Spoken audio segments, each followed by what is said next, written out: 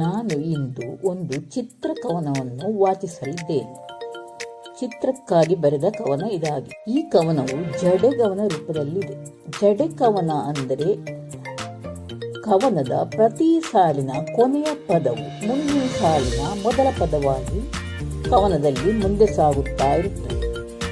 ಜಡೆ ಹಣದ ರೀತಿಯಲ್ಲಿ ಈ ಕವನವು ಮುಂದೆ ಹೋಗುತ್ತಾ ಇರುತ್ತದೆ. ಶೀರ್ಷಿಕೆ ಹೊಸಲು.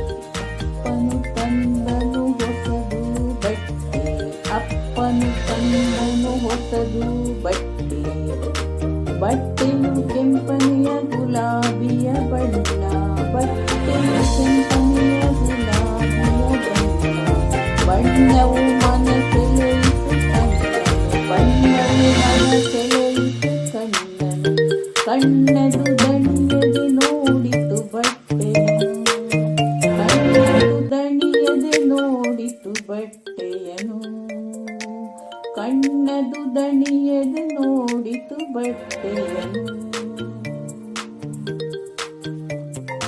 ಬಟ್ಟೆಯು ಹೋಯಿತು ಕೂಡಲೇ ದರ್ಜಿಯ ಬಳಿ, ಬಟ್ಟೆಯು ಹೋಯಿತು ಕೂಡಲೇ ದರ್ಜಿಯ ಬಳಿ, ದರ್ಜಿಯ ಬಳಿ ಕೊಡಲು ತಂದಿಹ ಬಟ್ಟೆಯ, ದರ್ಜಿಯ ಬಳಿ ಕೊಡಲು ತಂದಿಹ ಬಟ್ಟೆಯ, ಬಟ್ಟೆಯ ಹಿಡಿದು ಅಳತೆಯ ತೆಗೆದನು, ಬಟ್ಟೆಯ ಹಿಡಿದು ಅಳತೆಯ ತೆಗೆದನು, ಬಟ್ಟೆಯ ಹಿಡಿದು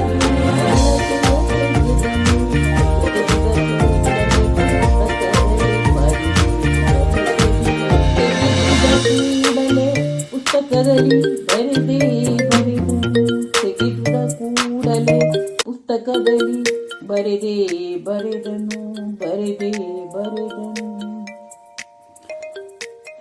ಬರೆದ ಅಳತೆಯ ಅಂಗಿಯ ಹೊಲಿದು, ಬರೆದ ಅಳತೆಯ ಅಂಗಿಯ ಹೊಲಿದು, ಹೊಲಿದ ಅಂಗಿಗೆ ಗುಬ್ಬಿಯ ಇಡಲು, ಹೊಲಿದ ಅಂಗಿಗೆ ಗುಬ್ಬಿಯ ಇಡಲು, ಇಡಲು ತಯಾರು ಚಂದದ ದಿರಿಸು, ಇಡಲು ತಯಾರು ಚಂದದ ದಿರಿಸು, ದಿರಿಸಲು ನೋಡಲು ಕಣ್ಣಿಗರು ಹಬ್ಬದ ಭಾವನೆಯು, ದಿರಿಸಲು ನೋಡಲು ಕಣ್ಣಿಗೆ ಹಬ್ಬದ ಭಾವನೆಯು, ಕಣ್ಣಿಗೆ ಹಬ್ಬದ ಭಾವನೆ.